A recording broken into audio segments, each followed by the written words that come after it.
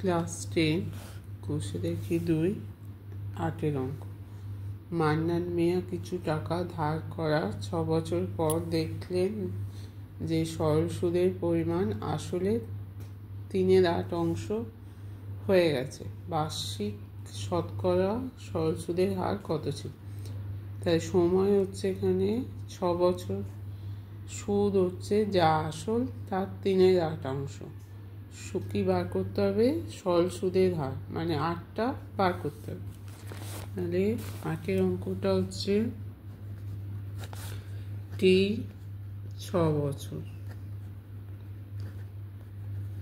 আসল ধরে নিলাম হচ্ছে পি, সুদ 3/8 ইন্টু আসল 3/8 পি। বার করতে হবে সুদের হার সমান, আর এটা বার করতে হবে।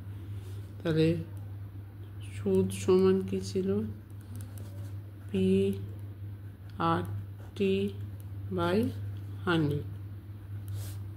সুদ হচ্ছে 3/8 পি সমান পি, আর বার করতে হবে টি হচ্ছে 6/100। দুদিকে পি কেটে যাবে, 3/8 গুণিতক 100 পাশে গুণ হয়ে যাবে, সমান হচ্ছে 6R। অতএব আর সমান হবে 3/8 গুণিতক 100/6। 3 দিয়ে কাটলে হচ্ছে 2, 2 দিয়ে কাটলে হবে 50, 2 দিয়ে কাটলে হবে 25,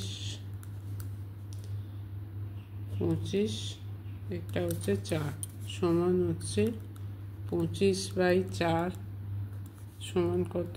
6.1/4%। তাহলে সুদের হার হচ্ছে 6.1/4%।